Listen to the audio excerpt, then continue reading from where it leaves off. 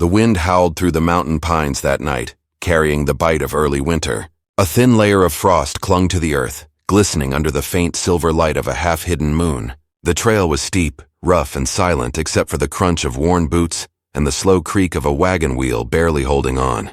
Inside that small wagon sat a woman clutching a wool blanket around her shoulders, trying to keep her two little ones warm.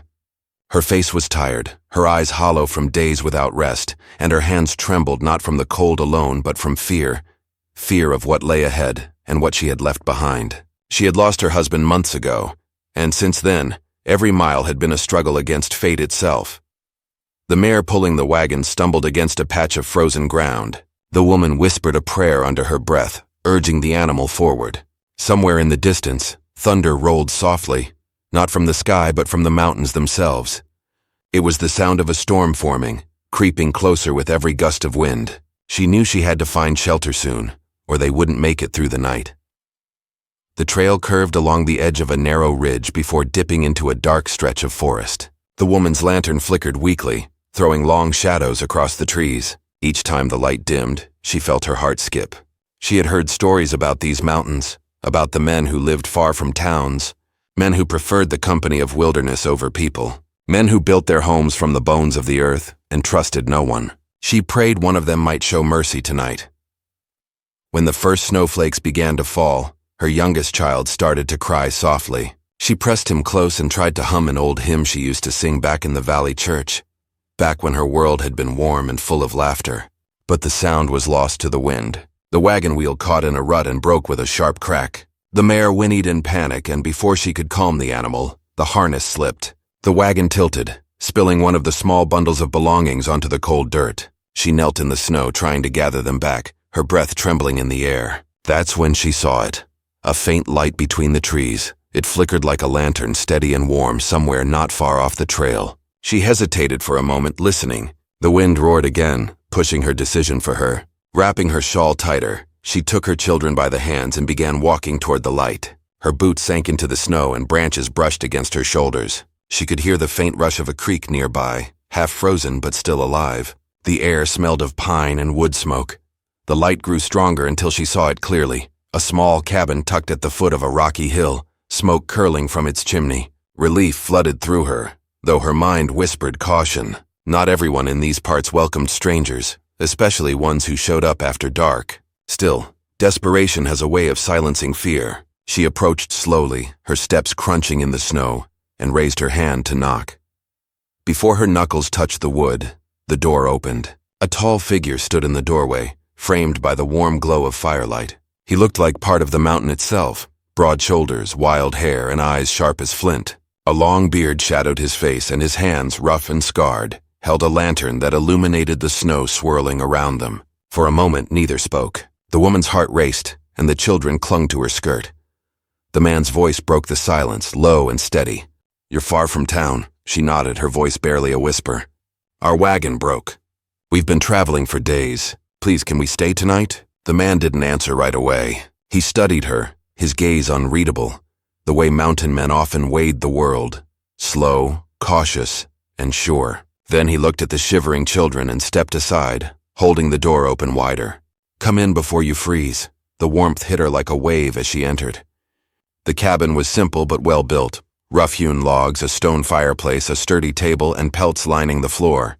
The fire crackled in the hearth, throwing orange light across the man's face. He closed the door behind them and set the lantern on the table. The woman thanked him softly and helped the children sit near the fire. He didn't speak again, only poured water from a kettle and handed her a tin cup. After a long silence, he asked, "Where you heading?" She hesitated, unsure how much to say. "North," she answered finally. "Looking for work. And a place we can start over." He nodded slowly. "Ain't much north but colder nights and hard ground." "I can handle hard ground," she said quietly, her tone firm in a way that surprised even her. Something flickered in his eyes. Respect, perhaps, or recognition. He turned back to the fire, tossing another log into the flames. "You'll stay here till the storm passes," he said. "After that, we'll see." The children were already drifting into sleep beside the warmth, their faces peaceful for the first time in days. The woman watched them, her chest tightening with a mix of relief and sadness. She didn't even know the man's name, Yet something about the way he moved, the quiet strength, the solitude, made her feel strangely safe. He sat across from her, the firelight painting shadows over his face. "You lost someone," he said, not as a question but as if he already knew. She lowered her gaze. "My husband." Fever took him. He gave a slow nod, his expression softening. "Lost mine too. Long time back." The fire popped, filling the silence that followed. Outside, the wind howled against the cabin walls, but inside the world felt still, as if time had paused at the edge of that flickering light. Hours passed. She helped him patch the door against the cold, and he showed her where the extra blankets were kept. Each time their hands brushed, something unspoken passed between them, a quiet understanding only those who had lived through loss could share.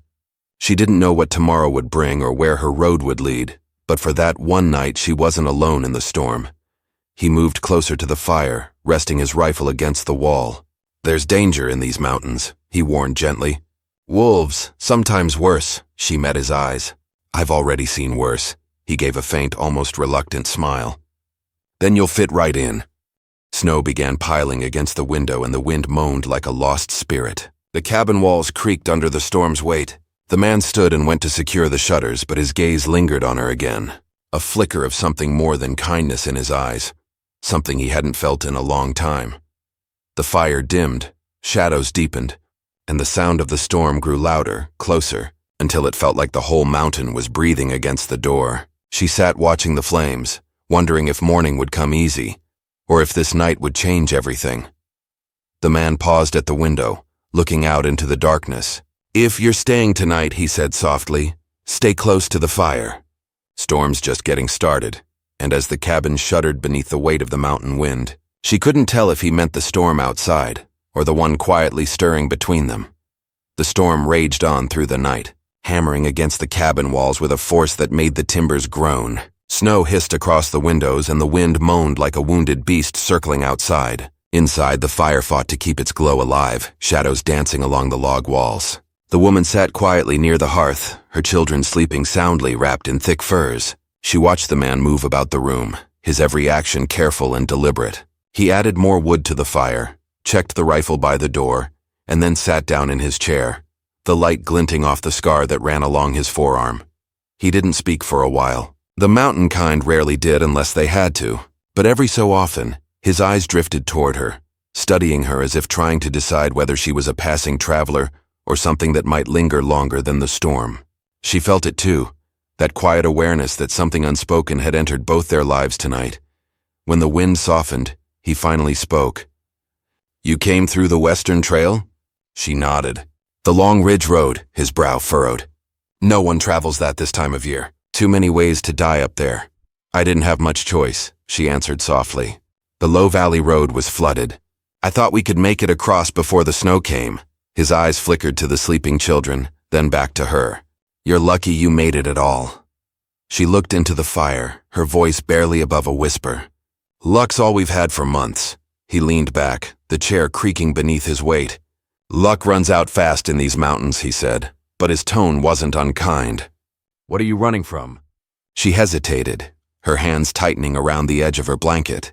"Not running, just trying to find peace." That answer seemed to satisfy him for now. The room fell silent again except for the crackling fire and the steady breathing of the children. She could feel the man's presence filling the space, calm but strong like the earth itself. He wasn't a man used to company, that much was clear. Every tool on the wall was neatly placed, every pelt stretched and dried with care. The rifle by the door was clean, the knife on his belt sharpened to a shine. He lived alone but not carelessly.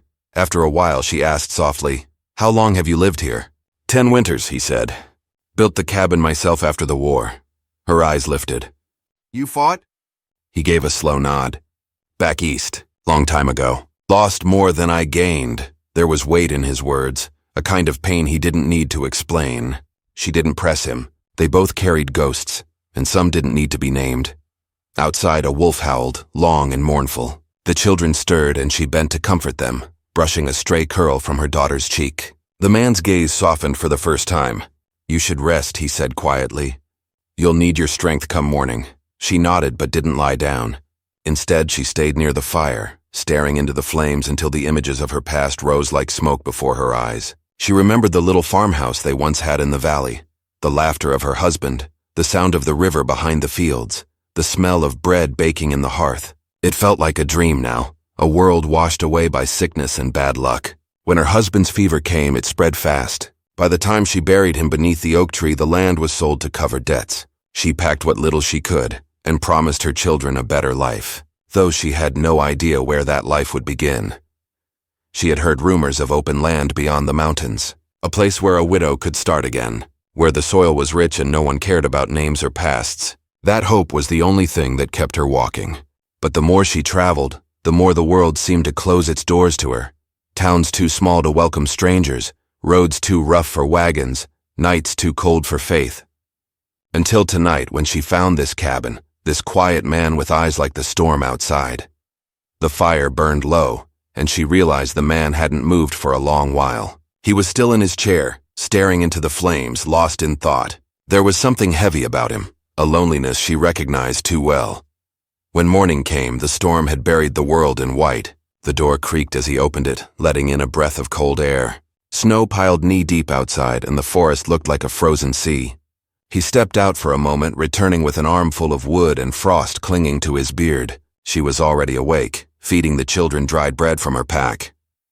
"You're not going anywhere today," he said. "Trail's gone." Wind filled it in. She sighed, a mix of relief and worry in her chest. "Then we'll stay until it clears." "If you don't mind." He nodded once. "Stay as long as you need." Over the next few days, the storm refused to break. The woman helped where she could, fetching water from the creek, mending torn fabric, keeping the children quiet while he chopped wood or hunted in the timber. He never said much, but his actions spoke for him. When the boy coughed at night, he boiled herbs to make a bitter drink. When she slipped while carrying water, he was there before she fell, his strong hand catching her arm. Each small act of kindness built something fragile between them, something neither dared to name. One evening, when the sky turned the color of ash and dusk settled heavy on the mountains, she asked him about the carvings on the cabin beams. They looked old, patterns burned into the wood like marks of protection. "Old trapper signs," he said. "Taught to me by a friend who lived up in the northern pass." "Kept spirits away," he said. "Do you believe in spirits?" she asked. He glanced at her. "Out here, you learn to believe in things you can't see." She fell quiet at that, glancing toward the window where snow pressed thick against the glass. There was truth in his words. She had felt unseen forces guiding her for months, sometimes cruel, sometimes merciful. Maybe that was how fate worked in these mountains. Later that night, when the children slept and the fire glowed soft and low, he spoke again. "When I came here after the war, I thought I'd stay a season, maybe two. But the world below didn't want men like me anymore. So I built this cabin, trapped the ridges, lived quiet. Then one winter I found a wounded wolf out back, nursed her until she healed. She stayed around for years after that. Closest thing I had to company." She smiled faintly. "And now she's gone?" He nodded, like everything else that don't belong to the mountain. The sadness in his tone lingered in the air. She wanted to tell him that he wasn't alone anymore, that sometimes strangers carried the same broken pieces, but the words wouldn't come. Instead, she simply watched him through the firelight, and he looked back with that same quiet understanding that had been between them since the first night. By the fourth day, the storm began to ease, though the cold bit sharper than before. The man said he would check the ridge to see if the trail could be cleared. She offered to go too, but he shook his head. "You stay. Keep the fire burning." He returned after dark, snow crusted on his coat, his face set in a grim line. "There's tracks near the ridge," he said. "Human ones, not mine." Her stomach tightened. "Someone else out there? Maybe passing through," he said, though his tone didn't sound sure. "Could be hunters, could be worse." That night he loaded the rifle and set it by the door. The children slept, but she couldn't. She kept listening to the wind, half expecting to hear boots crunching outside. Before dawn, the man stirred the fire and said quietly, "You and the children stay close today. Don't open that door unless you hear my voice." She watched him pull on his coat and step out into the morning gray, disappearing into the snow. For hours the cabin felt too still, too quiet. Every creak of the log sounded like footsteps. Every gust of wind felt like a whisper. When he finally returned, his face was pale, his voice low. "Someone's been watching the cabin. Tracks circle it twice before heading east. Whoever it was, they weren't lost. Fear settled deep in her chest. What do they want? He looked at her for a long moment. Don't know yet. But they'll be back. The fire cracked between them, the sound sharp as a gunshot. He moved closer to the window, his hand resting on the rifle. She gathered her children near, her heart pounding. Outside, snow began to fall again, soft and silent, covering the tracks, but not the danger that now surrounded them. And as the mountain night closed in once more, she realized the storm hadn't truly passed at all. It had only changed shape. The days that followed drew tight around the cabin like a belt, each hour pulled snug by the cold. The man rose before dawn, checking snare lines and the ridge, tracing the forest with a hunter's patience. The woman kept the hearth strong, counted rations, mended mittens, and told soft stories to keep the children steady. Every roll mattered, every step felt watched. The memory of those tracks pressed against their thoughts, a mark in the snow and in the mind. It was no longer a question of if someone would come. It was a question of when and why. On the third morning, the sky looked like hammered tin, flat and unforgiving. He returned from the east ridge with news that sent a hard chill through the room. The outer shed door had been nudged open. Not broken, not forced, just left ajar as if a hand had tested the latch. He had closed it and brushed it clean, but the message was there. Someone wanted them to know. The woman watched him from the table where she was stitching a tear along a blanket seam. He set his gloves near the fire and checked the rifle, then checked it again. You think they are from town? She asked. No, he said. Town folk step loud and talk louder. Whoever this is knows how to move. Trappers, she said. Maybe, he answered, though his jaw tightened in a way that told her he did not believe it. She remembered a face from weeks earlier, down in a valley trading post where she had bartered a bit of sugar for flour. A man had watched her load her wagon, his gaze too long on the children, his grin close to a sneer. He had followed at a distance on the road until a rain squall drove them off course. Thinking of that face made her stomach knot. She did not tell the children this part. She told them only that the mountains had rules, and the first rule was to listen when the wind speaks. That night, when the fire was low and the cabin settled, they spoke in the steady tone of people who have no time for pretty talk. He explained the lines of sight from the window, where the door hinges creaked, how to wedge the latch with a wooden peg. He showed her the spare lantern and where to set it to cast the longest shadow. He placed the hunting knife on a shelf within her easy reach. She studied every detail, then surprised him by asking to learn the rhythm of the rifle's action. He weighed the idea, then nodded. There, beside the hearth, he taught her how to hold the stock against her shoulder, how to breathe, how to check the sights. She did not like the heft of it. She did not like the idea of using it. But liking and needing are different things in winter country. While tension tightened inside the cabin, the mountains pulled their own thread. A pair of elk came down to the creek and left a trail through a drift that reached the lower pines. A gray fox watched from a stump while the man checked a trap and then slipped away without sound. Small signs of life reminded them that this land was not only danger, it was also pattern and pulse. The woman tried to notice these quieter beats for the children's sake. She showed them how ice forms lace on the edges of the water and how a chickadee finds seed even in lean weather. Hope, like kindling, needs small dry pieces before the big logs can catch. On the fifth day, they heard it, a single crack far off. It could have been a tree shedding a frozen limb. It could have been something else. The man listened with his whole body, turned his face toward the hills and waited. Another crack followed, sharper. He watched the window. She watched him. He shook his head once, the universal sign for stay here, and pulled on his coat. She looked at the children and then at him. And what passed between them was not a plea and not a command, only a promise that each would do what they had to do. Hours stretched. The woman kept the soup pot warm and instructed the children to stack kindling by size. She wiped the table with an old cloth that smelled faintly of lye soap. She set out 3 cups, then 4, then put the 4th back. When the door finally opened and the man stepped in, snow dusted his shoulders like salt. He shut the door and leaned the rifle by the wall. Found sign, he said. 3 men not together. 2 crossed the east ridge, 1 came up from the south draw. The one from the south walked with a dragging foot. Why would they split, she asked. To learn the ground, he said. To see where water is, where smoke rises. Or to push us to guess wrong. She felt a tightness crawl up her throat. Are they close? They were, he said. Then they weren't. That says discipline. Or hunger. Hunger can make a person obedient to dark plans. As the children played quietly near the fire, the woman told the man about the valley, About the debt note that changed hands at the store faster than she could earn coin. About the slow smile on the mouth of the trader, who always seemed to know when someone had nowhere else to go. The man listened without judgment, only with a measuring silence. When she spoke of the watchful stranger at the post road, his eyes tightened. He did not say a name. He did not need to. In the nights that followed, the cabin became a map of routine and readiness. The woman marked tasks by the clockless hours of firelight. The man marked time by the sound of wind barreling through the pass. He set snares closer, kept wood and tiers beside the hearth, and placed a sturdy sapling bar near the door to drop into iron brackets at night. The children learned a game of quiet moving stones from one bowl to another, and back again whenever an outside noise stirred the room.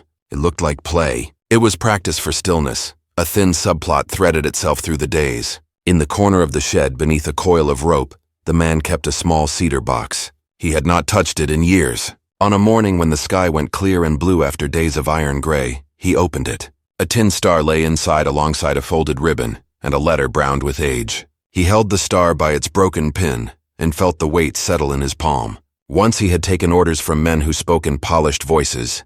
Once he had tried to bring order to chaotic ground. The letter's crease line held his gaze, and for a long moment the cabin was two places at once.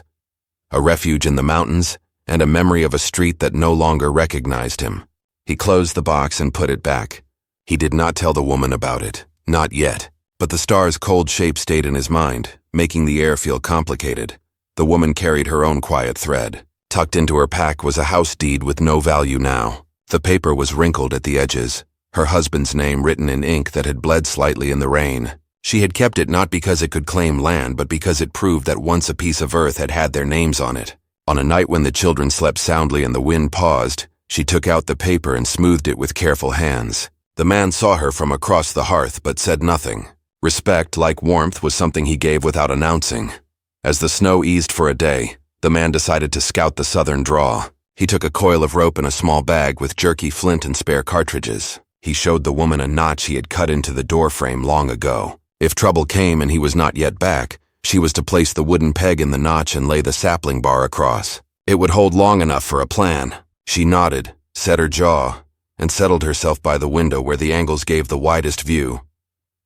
He climbed the ridge with the slow patience of a man who knew where drifts swallowed whole. From the crest he could see the long roll of timber to the east and the White Valley floor to the south, cut by a dark seam of creek. He moved along the tree line and found what he had expected and what he had hoped not to see. Footprints came up from the draw to the elk path and circled back. The dragging foot turned inward at an odd angle. Beside those prints he found a narrow slit in the snow where a thin blade had been set to test depth. Someone careful, someone methodical. He crouched, pressed fingers to the tracks and listened. Far off, a crow called once and then again. Back at the cabin, the woman stoked the fire and taught her daughter to twist cord from scrap wool, rolling fibers between palms to make something stronger. The boy wanted to help with the water pail. She let him carry it halfway, then took the weight. She kept watch without making them feel watched. When the door hinge clicked a familiar way and the man's shadow crossed the floorboards, relief ran through her like warm tea.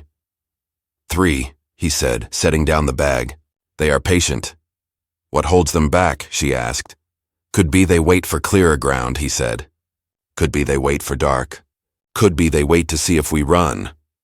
We are not running, she said, and surprised herself with the certainty in her voice. That certainty began to knit something new inside the cabin walls. Not peace, not comfort, but a structure made of shared work and shared risk. They spoke about small plans. If he needed to draw someone away, he would move along the creekstones where prints blur. If she had to signal him from the cabin, she would tip the lantern twice by the east window and once by the west. He would answer with a low whistle, shaped like the first notes of a hymn. They practiced these steps under breath, quiet and plain, until both could do them without thinking. Another angle of conflict opened itself later that week, when the wind shifted south and carried the thin smell of smoke that did not belong to their chimney. He tasted it first, a dry bite on the back of the tongue. He looked at the woman and saw by her eyes that she knew it too. Someone had a fire out there, not close enough to see, close enough to sense. He turned down the lamp and let the fire settle into a red bed of coals. Darkness is its own kind of cover.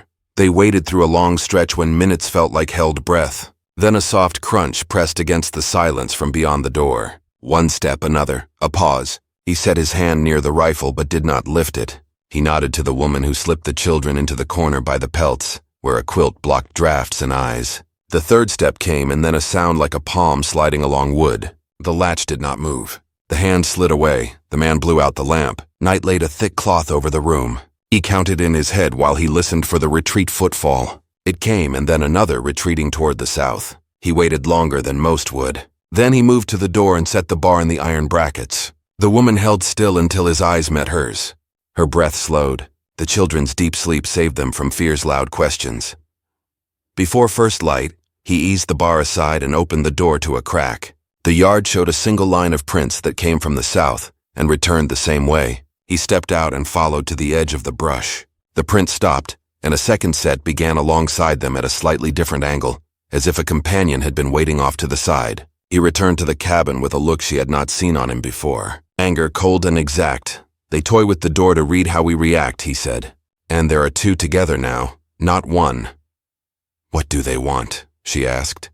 He looked at the children and then toward the shed where dried meat hung. Maybe food, he said.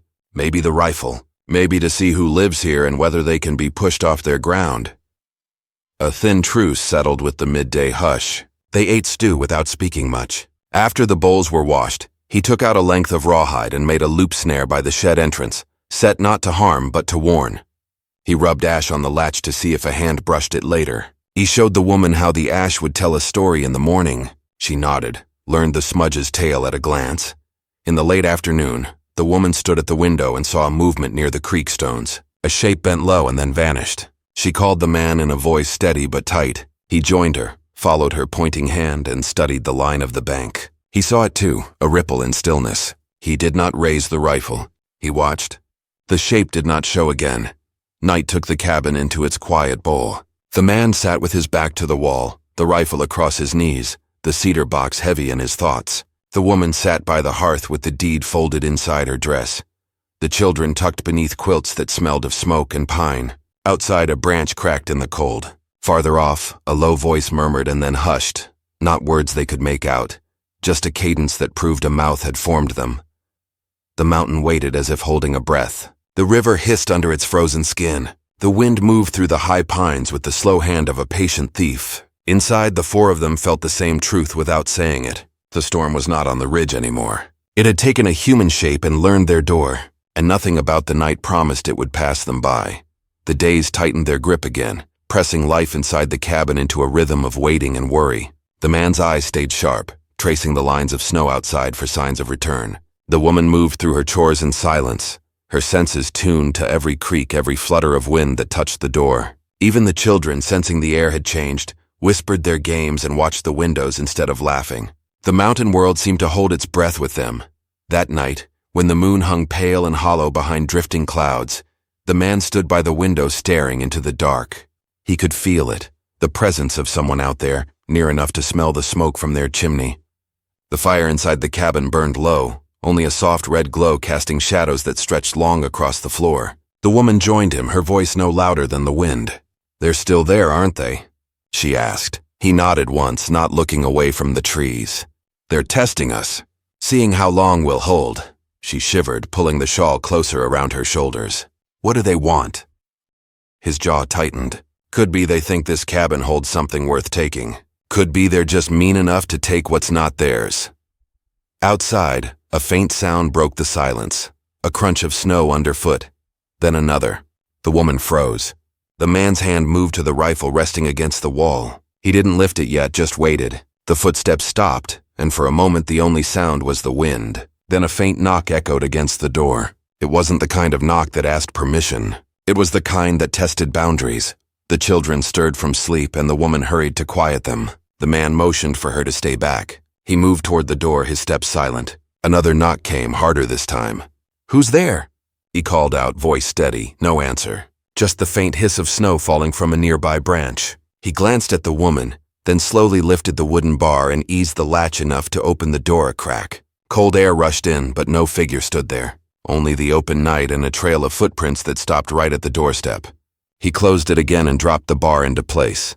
"They're playing games now," he said quietly. "They want to wear us down."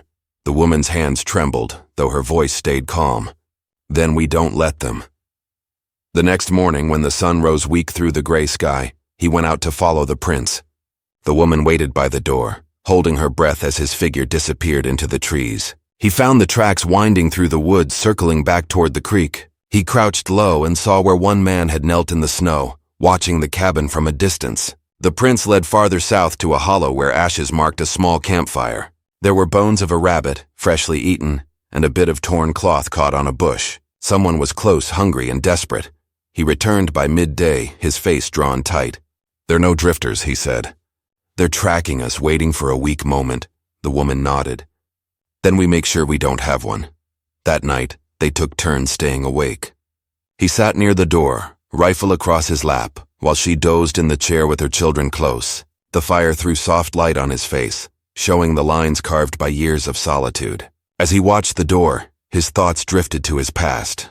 The war, the faces of men he'd fought beside, the woman he'd once loved and buried in frozen ground. He had chosen the mountain to forget those ghosts, but now the past felt close again, pressing against the window like the dark outside. Near midnight, the wind picked up, carrying a faint whistle that wasn't natural. He stiffened. It wasn't the sound of trees, it was a call, a signal. He rose quietly and moved to the window. Through the drifting snow, he saw movement near the edge of the woods, two shapes low to the ground, moving slow toward the cabin.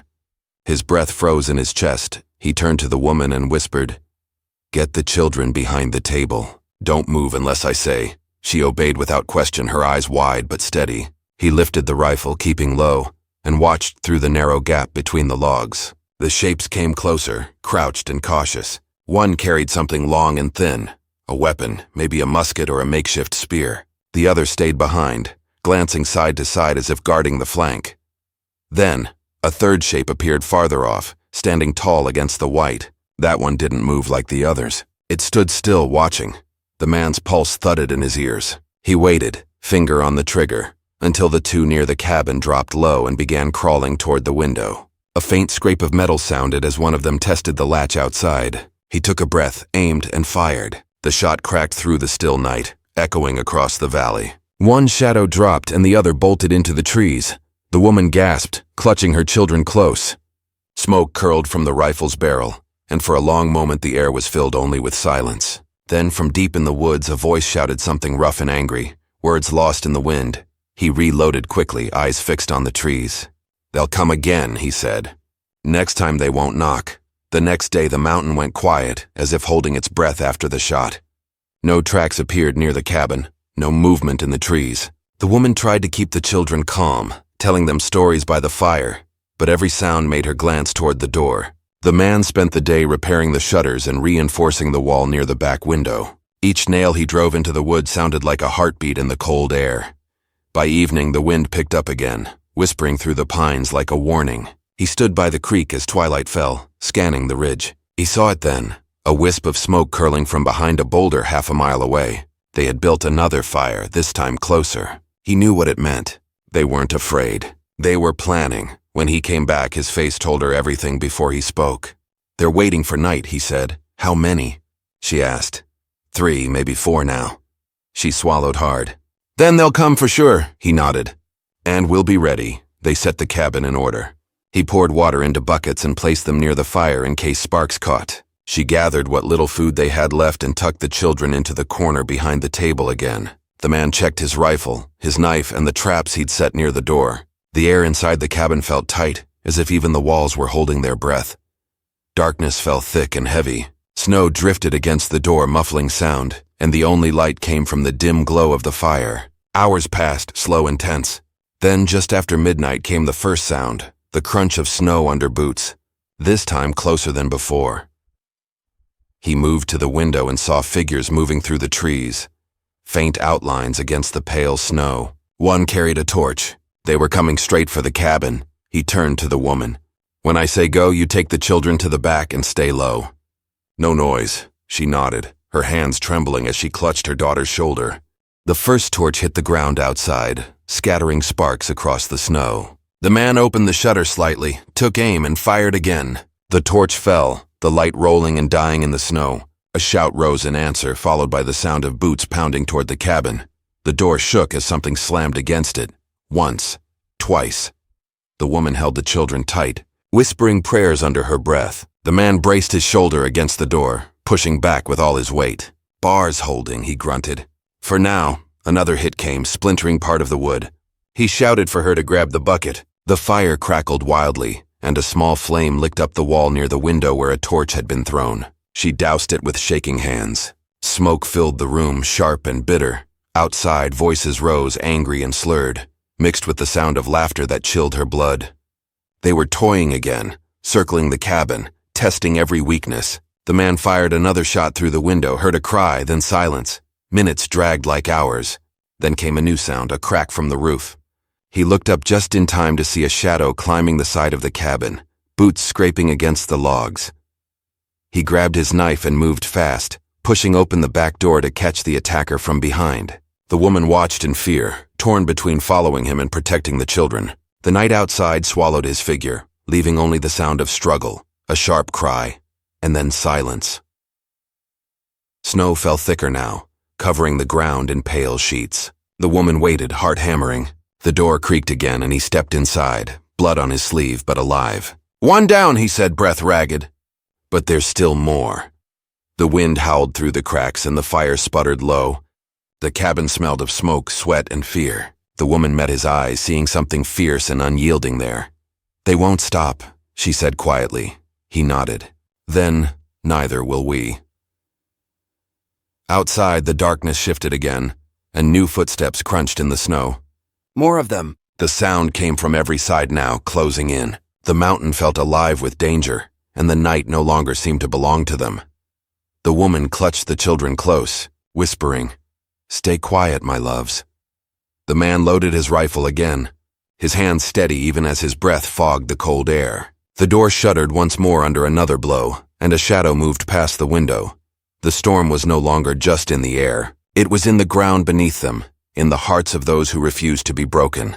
And as the cabin shook against the coming fight, both knew that what happened next would decide everything: who lived, who stayed, and what the mountain took for itself by dawn. The door groaned under the force of another blow, each strike shaking the walls like thunder rolling through the valley. The man's shoulders pressed hard against the wood, holding it steady while the woman gathered her children in the far corner behind the table. The fire was almost out now, only red coals glowing dimly in the hearth. Outside, the storm screamed through the pines, swirling snow across the land that had turned into a battlefield. The attackers shouted to one another, their voices muffled by wind and distance, but their intent was clear. They wanted the cabin, its food, and everything inside it.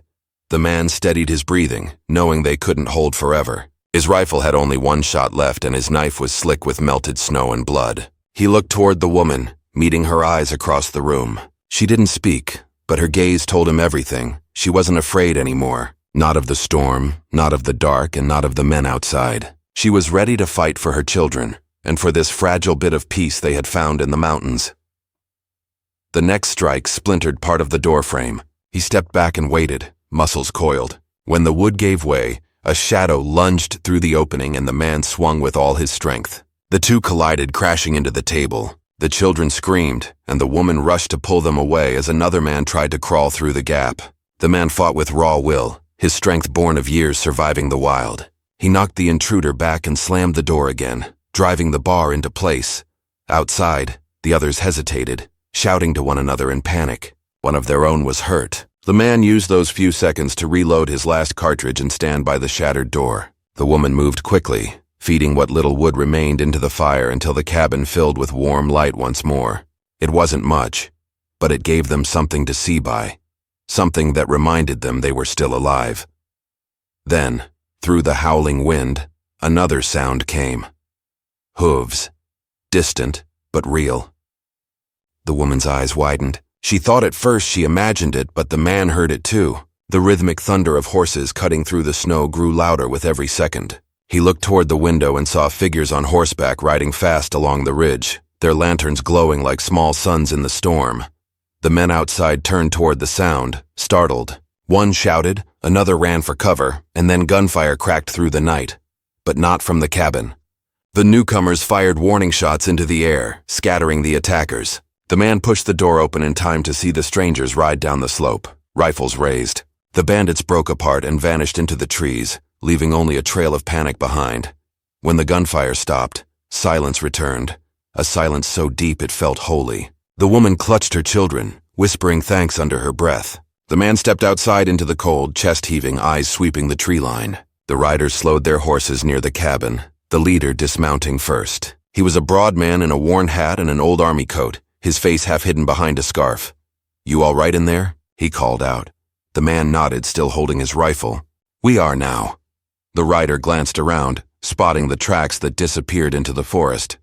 "We've been tracking those thieves for a week. They hit 2 homesteads down the valley before heading up here. You're lucky we caught the trail before the storm covered it." "Luck," the mountain man said quietly, lowering his weapon. "We've had plenty of that lately." The stranger smiled faintly. "Name's Briggs. I'm with a patrol out of Dry Creek. We'll take care of what's left of those men. You folks should stay put until morning." He nodded his thanks. The riders stayed until the sky began to pale, standing guard through what was left of the night. When dawn finally came, the mountains shone gold and white, quiet again, as if nothing had ever disturbed them. Inside the cabin, the woman sat by the fire with her children wrapped in blankets. The man stood by the window watching the sunrise touch the pines. For the first time in days, there was peace. The children slept deeply, their small faces free from fear. She turned to the man and whispered, "It's over now." He looked at her for a long moment before answering. "For now," he said softly. "But these mountains remember everything." As the patrol prepared to leave, the man helped them gather what they needed. One of the riders, a young man with kind eyes, handed him a sack of flour and a jar of salt. "From the town," he said. "Figure you could use it more than us." The man accepted it with a quiet nod. "Appreciate it." When the horses rode off toward the valley, their tracks fading behind them, the mountain felt alive again. The woman stepped outside, breathing in the cold air, her shawl whipping in the wind. The sky was clearing, the storm broken. She looked at the trees, at the snow-covered ridge, and then back at the cabin. "We can't stay here forever," she said gently. "No," he agreed, "but we'll stay long enough to heal." The following days passed slower, calmer. He repaired the door and built a new fence around the shed. She helped him cut wood, her hands blistered but steady. The children laughed again, chasing each other through the snow. The fear that had once filled the cabin had melted away, replaced by something quieter, something that felt like belonging. One evening, as the sun dipped behind the ridge and turned the sky to amber, she sat by the creek washing clothes. He joined her, setting down a pail of water. "You plan to head north still?" he asked. She looked up, the reflection of the water glimmering in her eyes. "I did once," she said. "Now I'm not so sure. Maybe what I was looking for wasn't a place, but peace, and maybe we already found a piece of it here." He studied her face, worn but strong, and gave a small smile. "The mountain's a hard teacher, but it gives back what it takes." She smiled too, glancing toward the cabin where smoke curled from the chimney. "Maybe it gave us each other." The man didn't answer, but his silence was full of meaning.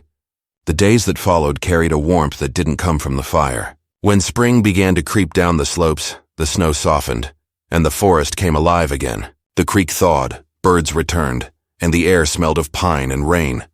They buried the broken wagon pieces at the edge of the clearing, a quiet goodbye to the road behind them. She found herself smiling more, humming the old hymns she used to sing back in the valley. The children built snow forts that turned into muddy castles as the ground thawed. The man taught the boy how to track small game, and the girl learned how to braid rope strong enough to hold. One morning, the woman stood outside watching the sunrise. The light touched her hair, and the frost still clinging to the grass. She turned when she heard the man's voice behind her. "The trail's open again," he said. "If you still mean to go north, I can see you that far." She hesitated, looking toward the open valley, then back at the cabin that had become their shelter through every kind of storm. "Maybe someday," she said. "But not yet," he nodded, understanding without needing more words. He had lived too long among silence not to recognize when it said enough. That night the mountain was quiet, except for the sound of the creek flowing through the thaw. The fire burned steady, casting its soft glow on the cabin walls. The woman tucked her children into bed and sat by the hearth, the man across from her whittling a piece of wood into the shape of a small bird. When he finished, he handed it to her. "For the little one," he said. "A reminder that storms pass." She held it gently, running her fingers along the smooth wings. "And that kindness can be found in the coldest places," she said. Outside, the snow began to fall again, light and quiet, covering the scars of what had come before. The mountain stood unchanged, ancient and watchful, but something in the cabin had shifted forever. The woman and her children were no longer wanderers, and the man who had chosen solitude now had a reason to stay. As the firelight flickered against their faces, the night seemed softer than it had in a long time. The danger had passed, but the memory of it had carved something lasting. A bond born from survival, trust, and the unspoken promise that no matter what storms came next, they would face them together. And as the wind whispered against the walls, the man looked toward the woman and said quietly, "You asked once if you could stay the night. I reckon you found more than just shelter here." She smiled, her eyes warm in the glow of the fire. "I think we both did." The fire crackled, the mountain breathed, and the long winter finally gave way to spring. The cabin stood firm against the cold, not just a place of wood and stone anymore, but a home built by chance, courage, and hearts that refused to be lost. And as the snow melted into the soil, the land seemed to whisper a truth only those who'd survived its storms could understand. Sometimes the hardest places are where people truly find one another.